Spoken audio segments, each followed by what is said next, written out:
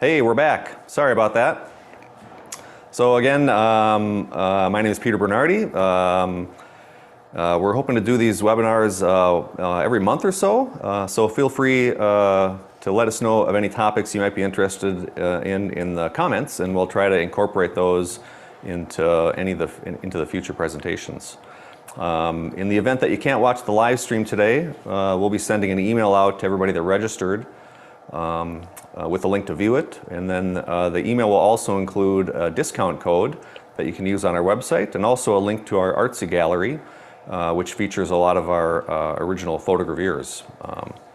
And I should also note that we're going to be doing questions after the presentation, but I encourage you, as questions come up, you can feel free to post them in the comments during the presentation, and we'll get to them after at the conclusion.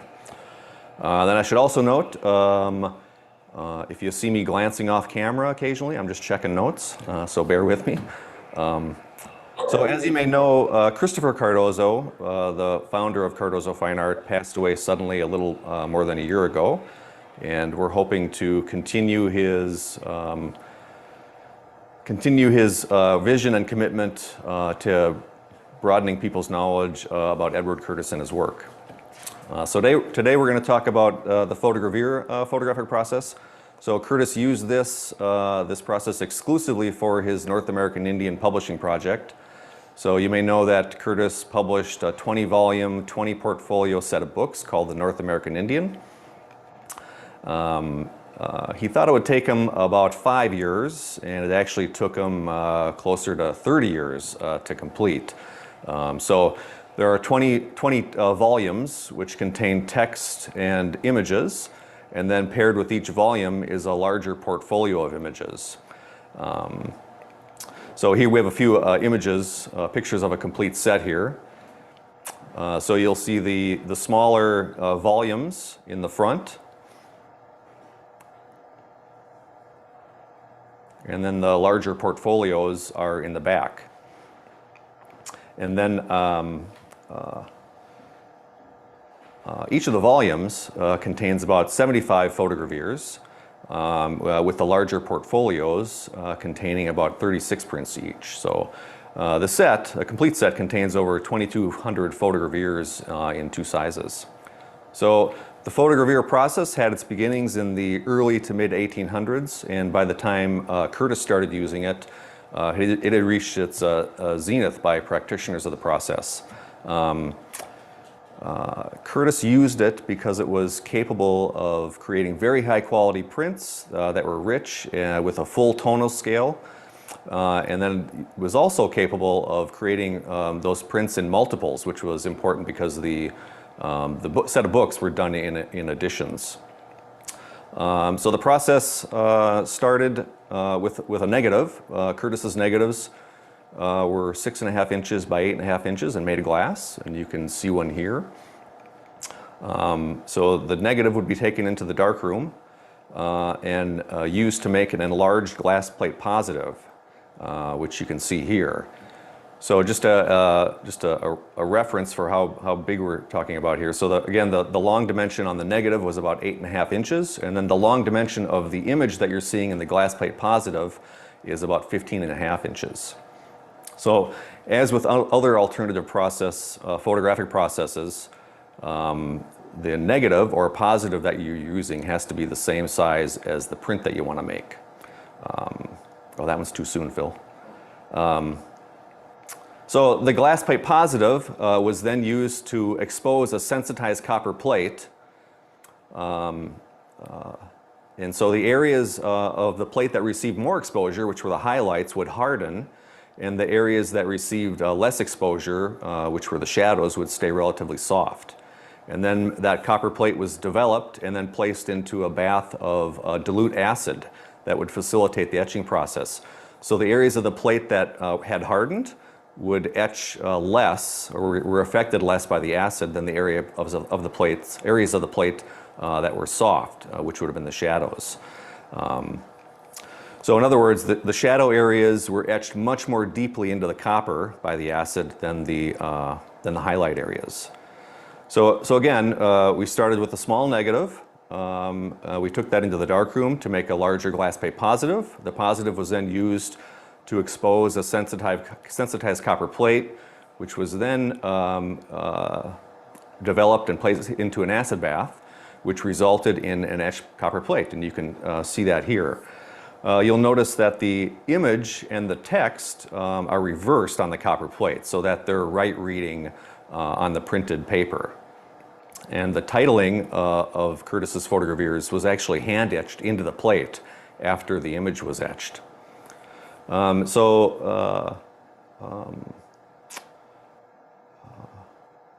Right, and one note, so that was just a simplified description of the process. That's actually much more technically complex, but that should give you a general idea of how of the process and how a photogravure is made. So next we'll talk about some of the characteristics of a photogravure. To start with, we're going to show you a short video that we made that talks primarily about the paper types, but it also touches on a few other topics. And we made this because it would have been too technically complex to communicate this information to you effectively during a live stream. And then we'll come back after the video.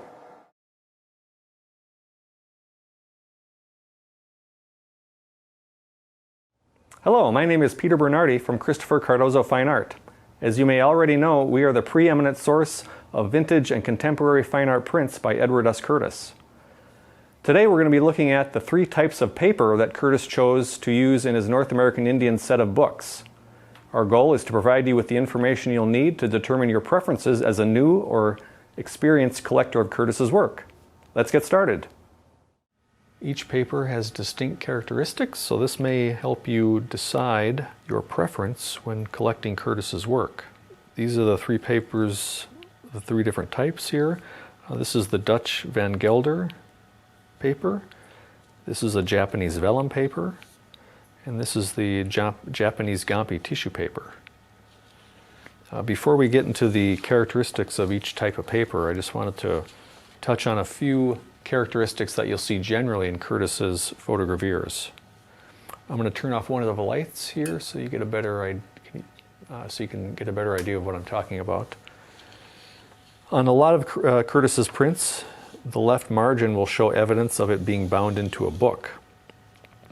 And that's what you're seeing here. There's small holes along this margin from the thread that was used to bind the sheet into the book, and there's also typically just a very small amount of adhesive on this edge here that was also used to facilitate the binding process. You won't always find this on Curtis's prints. Sometimes people will trim this off, so you might notice a difference in the margins here. And other times the page had never been bound into a book. Another distinct characteristic of Curtis's photogravures is what you can see here around the image, which is a plate mark. As you may know, the photogravure process involves inking a copper plate that's then placed in contact with the sheet of paper and run through a press at very high pressure. And in doing that, the edge of the copper plate leaves a very distinct impression in the paper. And that's what you're seeing here. That's just another indication that this is a vintage photogravure from Curtis's set of books. This is a handmade paper, and you can see that one of the indications of that is the decal along this edge and the bottom edge. Again, I'm going to turn this light back on. This is the paper known as Dutch Van Gelder. It was made at a paper mill in Holland that dates back to the 1600s, and it's a handmade sheet. I'm going to turn this light off again.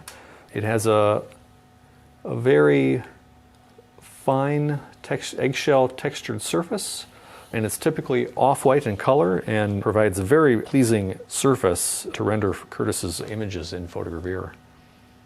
This is also the paper that is most common that you'll find. This is the Japanese vellum paper. Also, again, this is another handmade paper. I'm going to turn the light off again.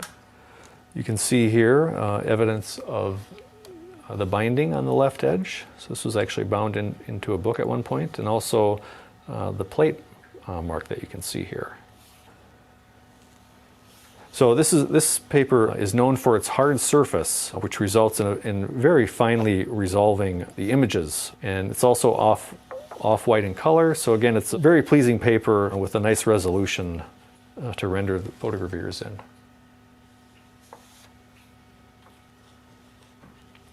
And this is the Japanese Gampi tissue paper. This is quite a bit different from the other two papers. Curtis actually used a very thin, you can get an idea of how thin it is here, a very thin Japanese Gampi tissue paper to print in. This is the tissue prints are the most rare, and they were the most expensive choices to have the books bound in. So the tissue is actually run through a press just like the other two, but then it's trimmed down and mounted onto a larger sheet of the Van Gelder paper. Again, you can see here evidence of the binding on the left edge here. You generally will not see a plate mark with these because this sheet wasn't actually run through the press. It was the tissue that was run through the press. So one of the distinctive characteristics about these prints is that because the tissue paper is translucent, the light actually travels through the print and reflects off the backing. So they're really noted for their subtlety and luminosity, just generally. And they're very, very pleasing way to experience a photogravure. There's a few other things that I'd like to mention. The sheet size of an untrimmed volume print is 12.5 by 9.5. And then the image size is roughly 7.5 tall by 5.5 wide. And the short dimension varies depending on how the image is cropped. And then also, this is the Japanese vellum. The Japanese vellum paper is extremely resistant to environmental degradation and contamination, which means, so not typically, but sometimes these have been stored in a humid, hot environment for an extended period. When that happens, you'll sometimes get what's called foxing, which is the type of mold that can start growing in the paper fibers. And it looks like brown or dark gray splotches that you'll find throughout the paper. So the Van Gelder paper is susceptible to that, and so is the tissue paper, which is actually mounted on the tissue prints, which is mounted on this Van Gelder sheet.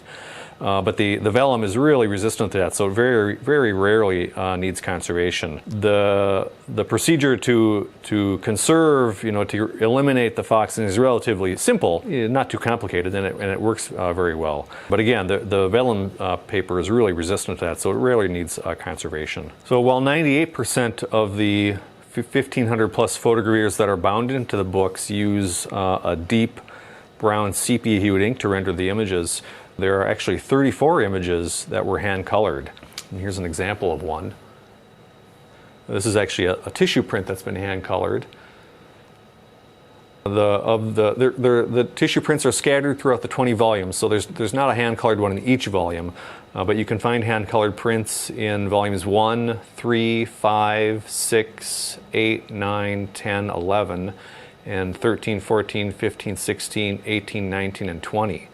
And given that they only comprise about 2% of each bound set, generally they're pretty rare, so they're kind of hard to come across.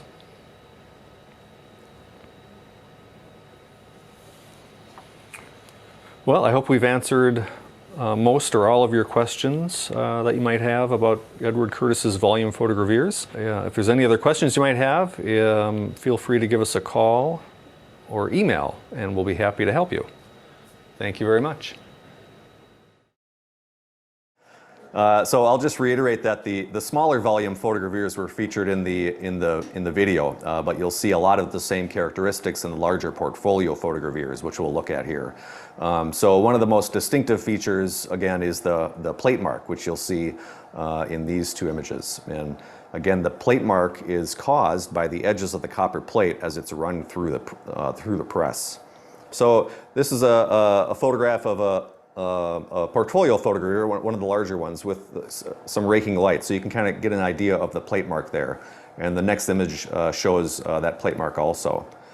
So again, this is one of the most distinctive characteristics of Curtis's photogravures. You'll see that plate mark just around the image area. And then on the next image, we'll show the text. So at the lower left corner of the image, you'll see the titling.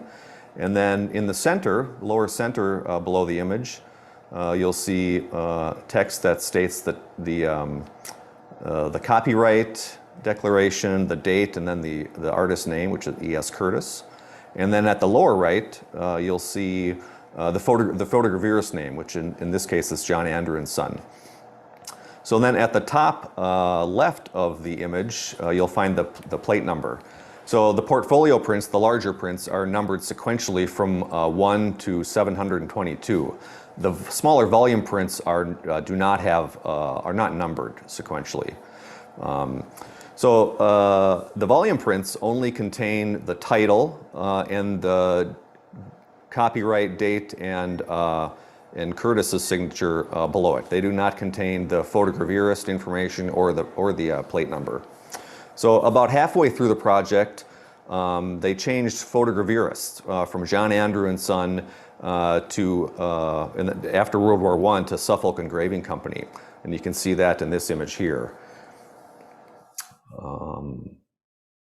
Yeah, can you zoom into that one? Oh, no, that's the wrong image. Yeah, there you go.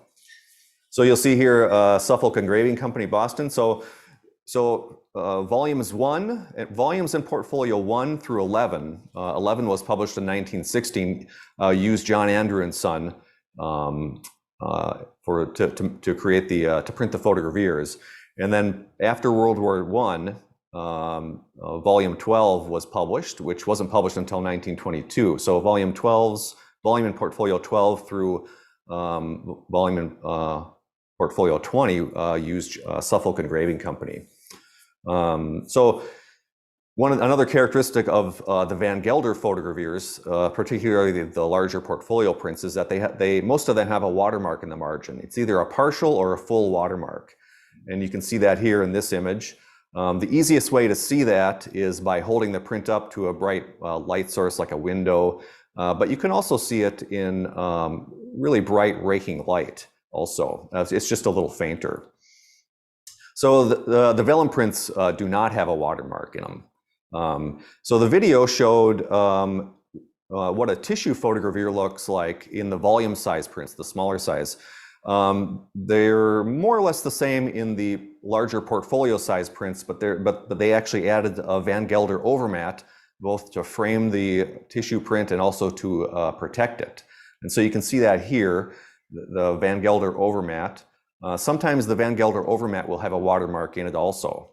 And then the next image actually shows the three parts of a portfolio tissue photogravure. So there's the actual tissue print, which is mounted to that larger sheet of paper, and then the overmat is then mounted onto that paper also and frames the tissue print. So the next image we're going to look at is a proof print. So again, this is this is in the large photogravure size. I think that was yeah, there you go.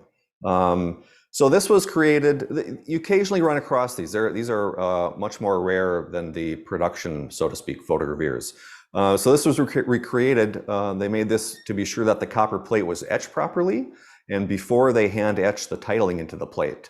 And so these are relatively uncommon, but they're important from a collecting perspective because they show a photogravure image before its final presentation. So next we'll take a look at some condition issues that you might come across online, or if you're viewing photogravures in a gallery, some of which are common and some of which are less common. So this is this first image, which will come up here. There we go. So here you can see that the image area, or the area around the image, has darkened considerably. So this happens somewhat frequently when prints are framed and include an overmat. So the print is placed under an overmat, and the darkening corresponds to the overmat window. And so this typically happens because over a number of years, the print is exposed to bright light for a long period. And so I don't know the exact mechanism for this, but the area around the print and actually the highlights in the print will darken. And you can see the next image is a detail, and you can see little scattered speckles of foxing that may also be associated with the darkening. So foxing is a mold that some papers are susceptible to if exposed to a high humidity environment for an extended period. So the next example is a fairly severe example of how a Van Gelder print can darken from prolonged storage in an uncontrolled environment. So you'll notice that the darkening is blotchy in appearance, which is most likely from the uneven application of sizing in the paper when the sheet was made. And the dark bullseye that you're seeing at the upper margin is most likely from a piece of metal contamination from when the paper was made. That's is degrading from exposure to moisture. So metal contamination is fairly common in older handmade papers, and typically does not cause any issues.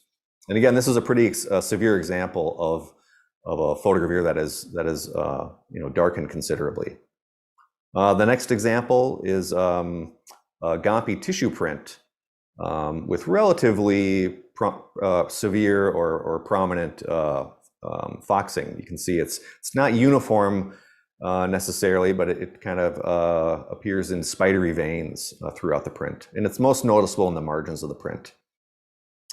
And the next image is this is a smaller volume-sized tissue print, and you'll see here that the corners of the print have darkened. So the corners, which corresponds to the adhesive that they use there. This is somewhat common. It depends on how, where and how long the volume was stored in a not so great environment. Some volumes show this, but to a much lesser degree. This is a pretty severe example, but you do see it, and it is somewhat common. The next image is it's another volume print, and this actually shows a very common issue. You'll notice that there's a distinct kind of dark light border at the upper and right margins, the upper, lower and right margins. So each of the prints in the volume were protected by a piece of interleaving tissue. This is original to the volumes. And unfortunately, the tissue they used was acidic. So over time, and depending on the environmental conditions that the volume was stored in, the part of the sheet, the part of the interleaving sheet that was in contact with the tissue interleave would darken. And the darkening usually varies greatly across a set of books. Again, it depends on the environmental conditions they were stored in. Some volumes, you might just have a very light mark, and other volumes could be darker, like this example. The next image shows another Gampi print.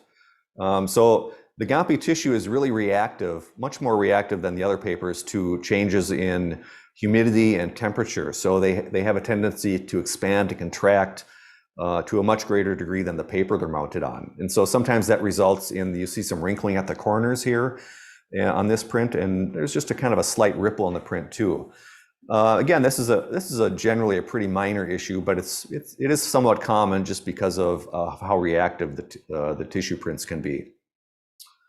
And then finally, we have an example of a tissue print that has definitely not been treated very well. So you'll see wrinkling increasing at the margins and kind of throughout the print, and then just a dark staining throughout the print.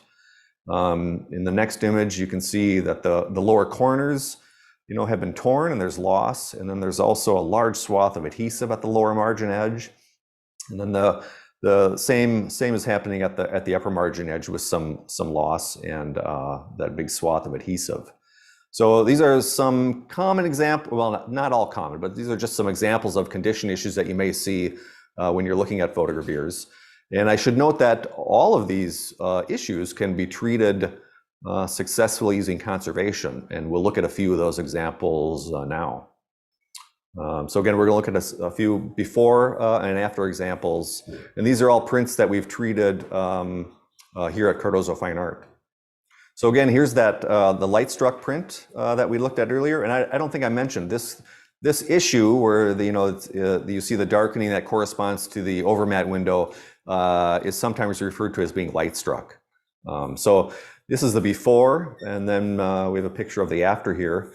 So the treatment consisted, this is just a basic description of immersing the print in multiple baths of water and then with controlled exposure to light. And that effectively eliminated that darkening around the image. And then the next image we're looking at, so here's that, volume tissue print with the darkening that caused from the acidic interleaving. So again, this is the before shot, and then you'll see the after shot here. So with the tissue prints, we actually have to treat them, they have to be taken apart. So we would actually remove the tissue from the paper mount and treat that separately from the paper mount. But here's the after, and again, it was treated the same way as the previous by immersing it into multiple baths of water, and then with controlled exposure to light. And so the next image, so here's that severe example of the model darkening of a Van Gelder print. And this is a print that doesn't always, well, it's kind of questionable whether or not it can be treated successfully. In general, you can certainly reduce the severity of the issues, but you may not be able to totally eliminate them. In this print, we were lucky enough to be able to really completely eliminate all those issues, as you'll see in the after photograph. And I was actually, when I was looking for before and after photographs of prints that we've treated, I hadn't recalled this one. I was kind of surprised at the results were so good. And then the next example. So this is a good example of a Van Gelder print that is severely foxed on the left. So this print was a few years ago. We purchased a portfolio of prints that had been left in a very high humidity environment for a long period of time. And when that happens, especially with the Van Gelder paper, this is the result. So this is, again, pretty severe foxing that is scattered throughout the margins of the print. So this was, you can go back to that, Philip, actually. So with that print, we actually treated the foxing, the individual spots locally first to lessen their severity before we then immersed the entire print into the water baths. And also this had exposure to light also. Then the next one is that pretty poorly treated tissue print that we looked at earlier. So this was actually really successfully treated, and you can see the after photograph here. So again, this print was, in order to eliminate the staining that we saw in that print, it was again treated in multiple water baths with controlled exposure to light. But because the print had tears and loss at the corner, there was one more step that we did, and we actually backed the print with another sheet of Gampi tissue paper. So what that does is stabilize and fill in any of the loss or tears that are existing in the original print. And you can see that if you want to zoom in, Philip, to the bottom margin and go to one of the corners. So again, at the corner, you can still see where the loss is, but you can see where the backing paper has filled in that loss. And then again, the backing paper also serves to stabilize and consolidate any tears along the margins or even within the tissue photogravure.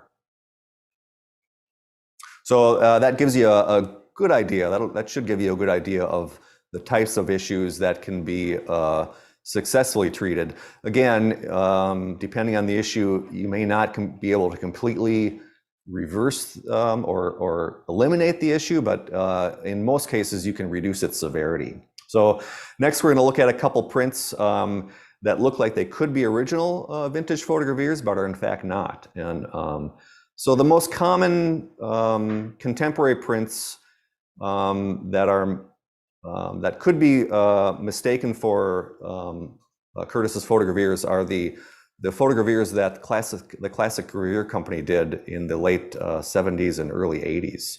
So they were able to acquire all the original copper printing plates that were used to publish the North American Indian, and they undertook a project to reprint some of the images, a limited number of images. And so because the original copper plates were used to create these are generally referred to as restrikes and not reproductions. And they did restrikes of both the large and small images, and they did them on a handmade paper that is it looks very similar in look and feel to the Van Gelder paper. And so you can see an example here. This is one of the larger portfolio size prints. So they did three things to distinguish these from vintage prints. That if you're not aware of, you wouldn't know that. So at the bottom margin, which you can see there, we have some close-up shots also.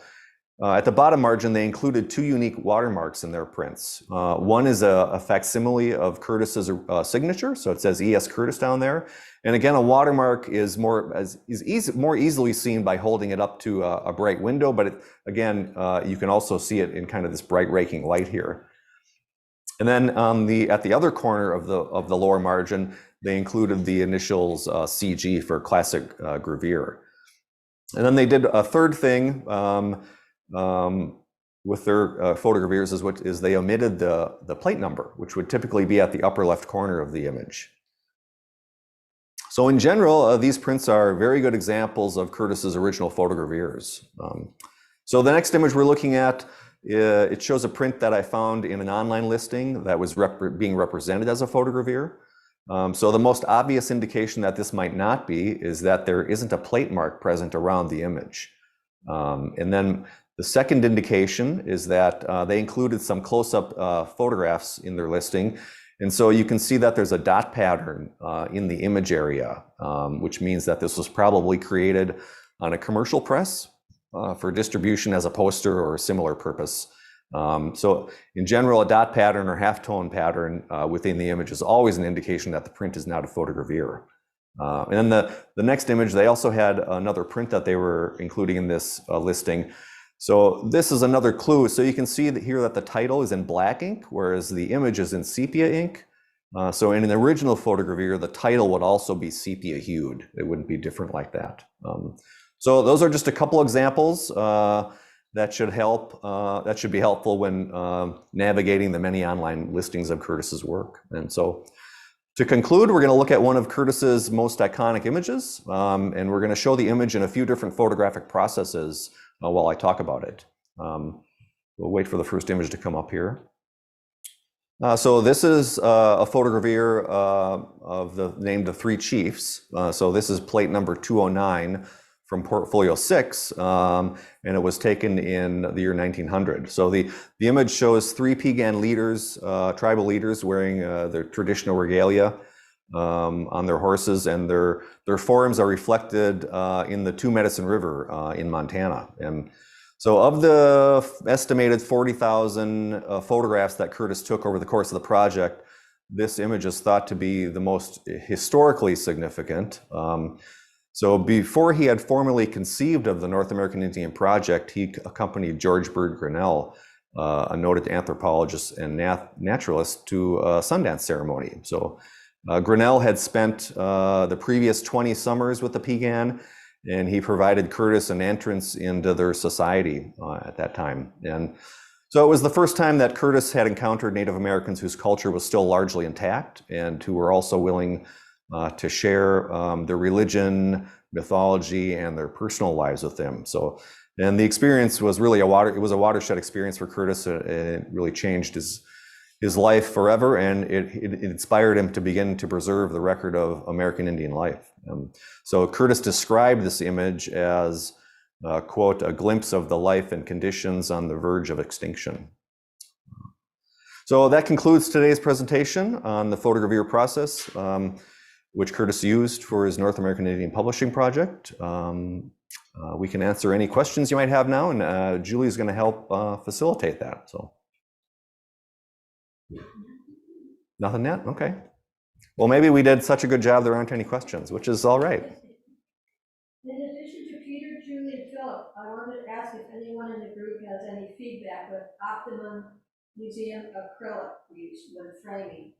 Oh, so the question is about using what kind of glazing to use when you're framing a Curtis print, and specifically they're asking about plexiglass. So you could either use glass or plexi. With large prints, we tend to use plexiglass. In smaller prints, you can use glass, but depending on the value of the print, there's always a risk with glass because it could break and damage the print. But both with glass and plexi, there are two types. There's just the basic glazing, which provides no protection in terms of UV protection, and that's just basic glass, plate glass or plexi. And then there's what's called UV absorbing plexiglass or glass, and so that is a little more expensive. That will help to filter any UV exposure that the print gets. And again, when you're displaying your prints, you should never have them in a spot that gets direct sunlight. It should always be indirect. To follow up his question, he's saying that he used acrylic, and it's been great for the larger one, but he's finding that it's vulnerable to blemishes. Yeah. So then I'll continue, and then there was a follow-up to that question. So the next step up from the UV filtering plexi and glass is museum glass or museum plexi. And what that does, it provides an anti-glare surface that helps with reflection. So again, it's fully UV filtering, but it also has a coating on it that reduces reflections. And so that in both plexiglass and glass, that's very expensive. I mean, that's relatively expensive. So, and a follow-up to that question was that about blemishes on plexi. Yeah. So one con about plexiglass is it's very susceptible to scratches and blemishes. With glass, you can clean it relatively easily and not leave any marks. With plexiglass, you generally have to use a special cleaner and a special cloth so you are not scratching or abrading the surface. And you just have to do that very lightly. Typically, you want to do that as little as possible. You just want to kind of lightly dust the surface of the plexi frequently so that it doesn't accumulate enough dust where you then have to go in with liquids and a cloth to clean it. So, but yeah, that is an issue with plexiglass. Typically, when if you start getting blemishes and spots, it's easiest just to replace the plexi rather than try to fix that issue. Does Cardozo Fine Art have a restoration service? Yeah, the question is, do we provide conservation services? We do, kind of on a limited basis right now, but yes, you should feel free to reach out to us via email or phone to make inquiries. We are actually doing a lot of conservation right now, but for stuff that's in our archive. So I don't have a lot of time at the moment to do third-party things, but again, depending on what the issue is and the project, but you should feel free to reach out to us for that. Do you know what Curtis's favorite image was? Well, that's a good question. So the question was, do I know what Curtis's favorite image was? I do not. I do know that, for instance, the three chiefs that we looked at, well, I should say an indication of his favorite image may be the number of times that he printed the image and in how many different processes he printed an image. So that actually applies to a few different images, like the three chiefs we looked at. He printed in multiple different processes throughout his lifetime. And a couple other images that would fall into that same category would be Canyon de Chelly and Vanishing Race. You'll see frequently. And so again, that's an indication. They made a lot of prints of those, both possibly because they were favorites, but also because they probably sold well, and they were very popular in exhibitions, etc. Do you know anything about the Beaux Art prints? The Beaux Art prints? Yeah. No, I do not. They're reproductions. Oh yeah, the question is if I know anything about the Beaux Art prints, and I'm unfortunately I do not. They're most likely reproductions, but I'm not familiar with that name. One thing to expand upon, so all of Curtis's imagery is in the public domain. So if you have source material, you can pretty much do whatever you want with it. You're not having to, in general, pay a licensing fee to someone. So you can make on eBay, for instance, you can find multiple listings of prints for $15 or $20, and these are generally people. So you can go to Library of Congress and find find files and make inexpensive prints, generally of low quality. But I'm not familiar with the Beaux Art name.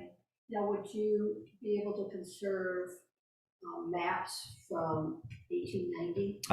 So the question was, would I be able to conserve a map from the 1890s? So the answer to that is, my conservation experience is very limited and very focused to just Curtis Photogravures and some of his master prints.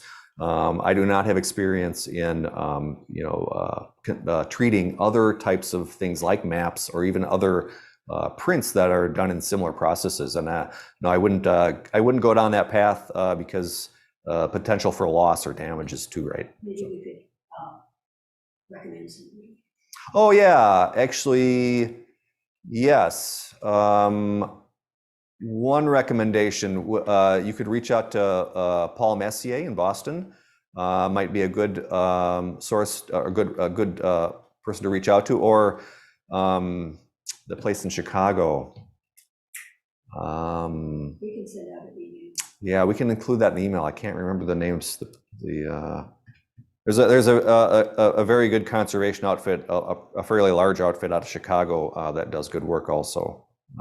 I can't remember the name. We can actually, we can send out an email to all the subscribe or the people that registered with that.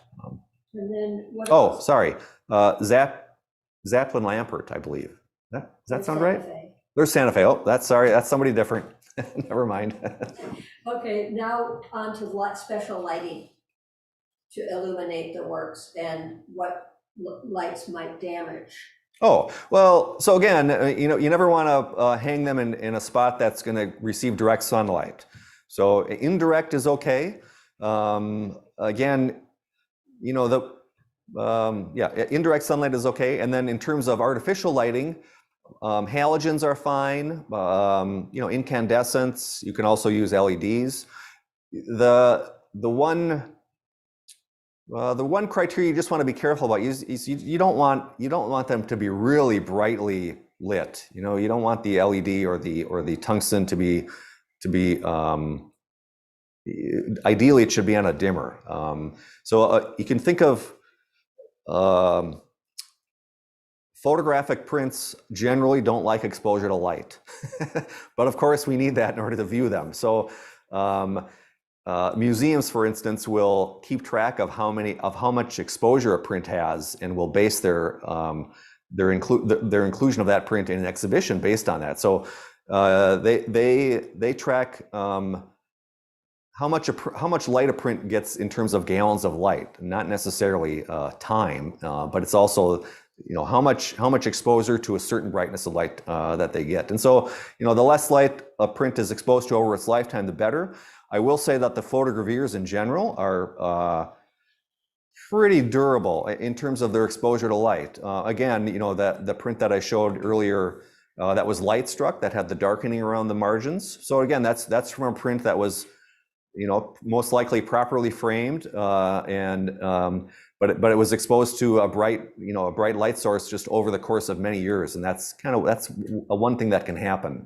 So again, keep light levels relatively low. You can brighten them up for short durations, if you're having a function or something. But generally, a low light is better, especially for prints that are non-photogravure prints, like a platinum print or just gelatin silver print or a cyanotype print, for instance. So. Do you do in-person appraisals? We are not doing. Could you repeat them? Oh. I mean, say it so they can. Oh yeah, sorry. The question is if we do in-person appraisals. So no, at the moment we are not doing appraisals. Chris Cardozo discovered Curtis's work in the mid '70s. And so had been buying and selling and dealing with Curtis original photographs for over 40 years. And so with all that experience, he was the one that was doing our appraisals. He certainly had enough experience and had seen enough prints to do an appraisal on condition issues. At the moment, we don't have enough experience to be able to effectively do that. That may change in the future potentially, but at the moment we're not doing that. And again, we can send out recommendations?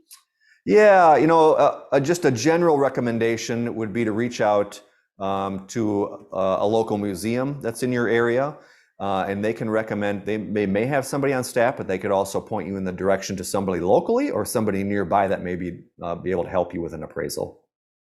This question, you might say we will be dealing with in our next webinar.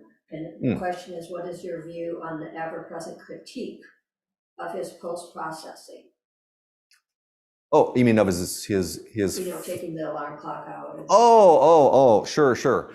Yeah, actually, so the question is if, or what my thoughts are on the criticism of Curtis for instance, there's an image that's fairly well known where he removed an alarm clock that was in the photograph, and he removed it or masked it out, excuse me, in the final print. I will state we are going to address that actually in a future webinar, but I will state that Curtis stated in volume 1 of the North American Indian that his intent for this project was to show Native American people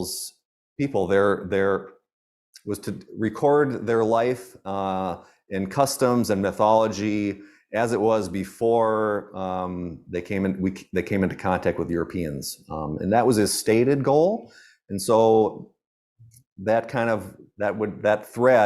stated goal is an explanation of why he would remove things like that in certain images. And again, the example I mentioned is the most obvious one. I can't think of another one where it's where there's a kind of we know of a before and after with that happening. But you know, if he probably did that in maybe 1 to 2% of the images that were published in the North American Indian, so a pretty small percentage. under what circumstances did Curtis sign his images? Oh, so the question is, under what circumstances did Curtis sign his images, his prints? So in general, the photogravures are not hand signed. That's not, I mean, in general, you will find examples that are hand signed. There is a set known as the Stetson set, where it's a tissue set. It's a complete set that's still intact, and Curtis signed he signed over half of the portfolio photogravures. So he did an ink signature down in the lower margin. But in general, the photogravures are not signed. But again, you will sometimes run across examples of photogravures that have a signature in them. His non-photogravure prints, like platinum prints and gelatin silver prints, and some other, his gold tone printing out paper prints. Generally, the prints that are most likely to be signed are platinum prints and gelatin silver prints. And those would have been signed primarily for exhibitions that they were included in, or if they were being offered for sale.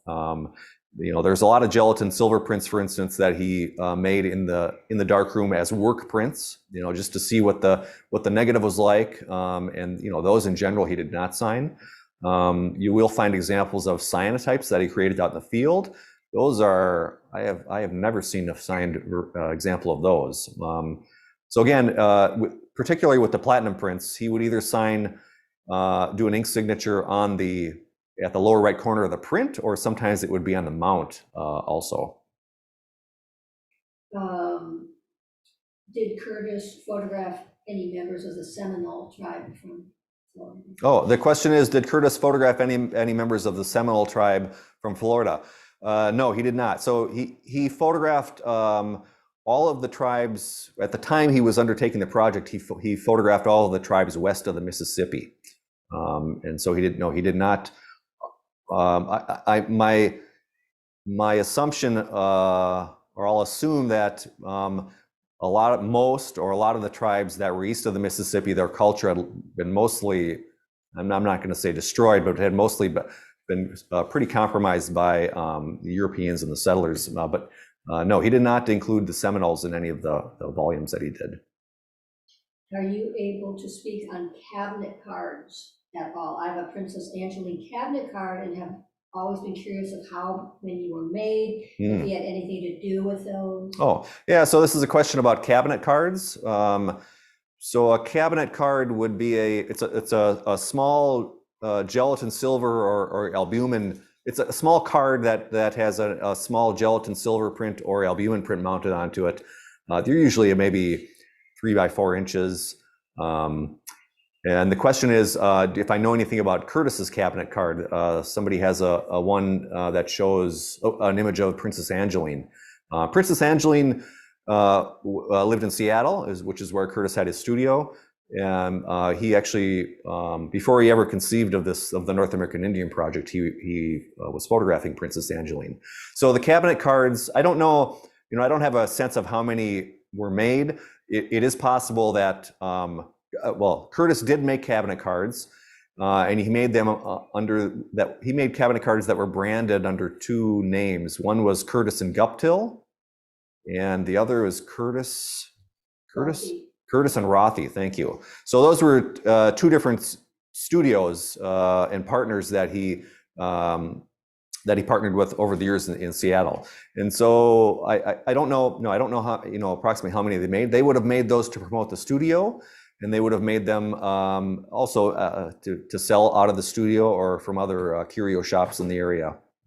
They're generally, I wouldn't say they're extremely rare, but they're not common. There's several people asking about, is this going to be recorded? Oh, yeah. So this is being live streamed, through Zoom, but it's also being live streamed onto YouTube right now, and it'll actually be posted direct to YouTube as soon as we end the session here. So, but again, I mentioned earlier, we'll be sending for everybody that registered, and probably just in general to our mailing list, we'll be sending out an email with a link for people to view the recorded session or the recording. And then somebody's asking about gold tones. Just in general? So there's just a question about gold tones. So a gold tone is actually a pretty rare and complicated and hard to execute photographic process that involves adhering a photographic emulsion onto a plate of glass, exposing an image onto it, developing that image, and then coating the back or the emulsion side of the plate with a gold wash. And it was actually Curtis's most favorite photographic process. He really loved the process, and even though it was really difficult to do in his day, and it actually still is very difficult to do, he didn't invent the process, but he really popularized it. And so he printed a lot of his most iconic images like Vanishing Race and the 3 Chiefs and Canyon de Chelly in the gold tone process. In general, so he did them in 3 sizes. And again, I should mention that we'll probably cover this in a future webinar too. But in general, he did them in 3 sizes, 8 by 10, 11 by 14. Those are the most common sizes you'll see. And he did them in some larger sizes also. But because these are glass, not very many have survived over the years. How many sets were made with tissue? Oh, on tissue? There's a, sorry. The question was how many sets of the North American Indian were produced on tissue? So there's currently an active census being done about how many sets were published, and then how many sets actually still exist. So from their numbers or from their research, there's about 244 sets approximately that were actually published and delivered, and about 192 of those sets are still intact that they know of. And of those sets, there are about 30 on tissue that still exist. So the tissue, again, was a more expensive option. The Van Gelder and the vellum papers were the same price at the time they were doing this, and then the tissue sets were much more expensive. So not very many people opted for the tissues. And we can send a link to the census. Oh yeah. We can also include maybe a link in an email to the census project. It's at a website called Sacred Legacy. No, CurtisLegacyFoundation.org. I have a volume-sized image of Tlu Wulahu mask. It has the number 4 in green ink in upper right corner. Is this related to editing process? So the question is about somebody has a photogravure of a masked image, and there's a number 4 in green ink in the upper right corner, and they're wondering if that's part of the has anything to do with an editing process or editing. No, I would guess not. Sometimes, so when Curtis's work was being rediscovered in the 70s, you could actually purchase a complete set of books for relatively cheap. I'm talking about maybe tens of thousands or maybe in the low hundred thousands of dollars. So that was done. I'm not going to say often or frequently, but that was done. And people that would, in some instances, people that did that would take apart the books and would separate all the prints out of them, because it was more lucrative to try to sell the prints individually than to resell the entire set. So in the course of doing that, a lot of times notations are made on the prints. The 4 may refer to the facing page number that the print was associated with, but it could be, just something completely else different.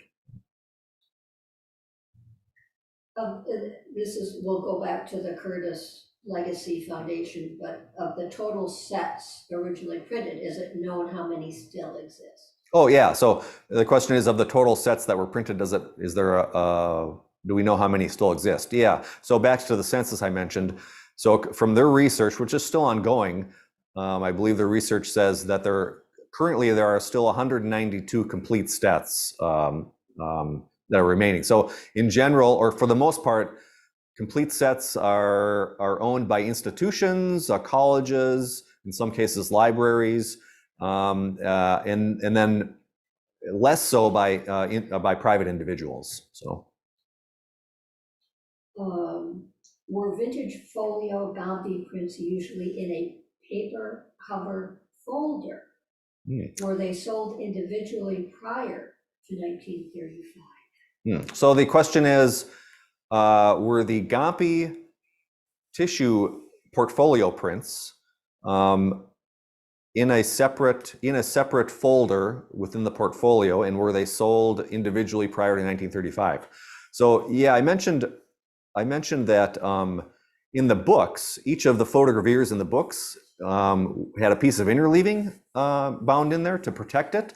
So I mentioned that interleaving ended up being acidic, and it over time has caused some darkening and issues with the paper that the photogravure was done on.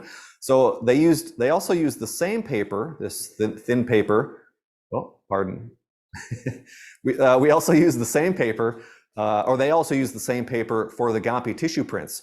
And they actually had a large sheet of paper that each print was folded into. So in an original untouched, in most cases that folder for each of the prints has been removed because it is acidic. It's pretty well known now by dealers and institutions that the paper is acidic. So those are usually discarded.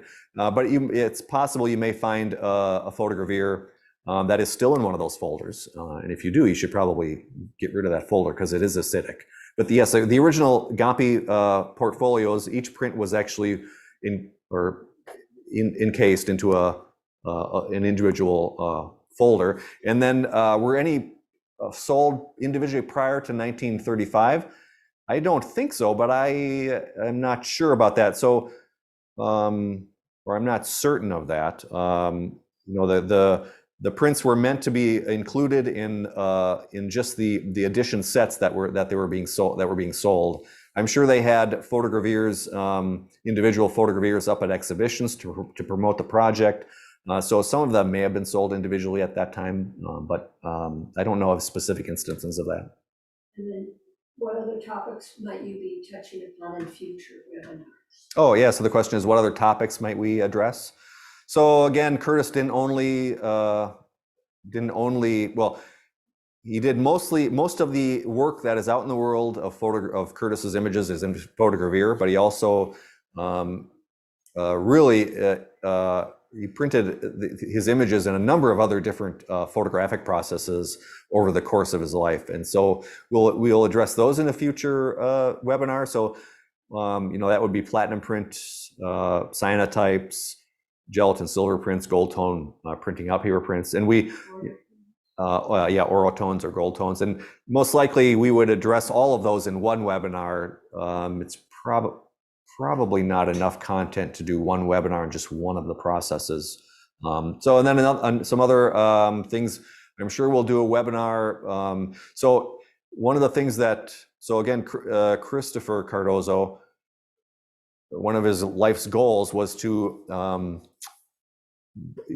broaden people's knowledge of Curtis's work, and one way to do that is to create high quality contemporary prints that are more easily accessible and obtainable in general by people rather than the vintage prints, because they can be pretty expensive. And so I'm sure we'll do a webinar on the prints that we've created and offer some of which we offer on our website. Any other? Somebody just said they didn't hear how many editions were in tissue. Oh yeah. So again, and we're hoping to do the webinars once a month or so. And again, of course, the topics will be announced ahead of time. So somebody didn't hear how many sets were done in tissue. So right now we know of it looks like about 31 sets total were done in the tissue, in the Gampi tissue. Again, those sets were much more expensive than the sets on the other two papers, so they were relatively uncommon.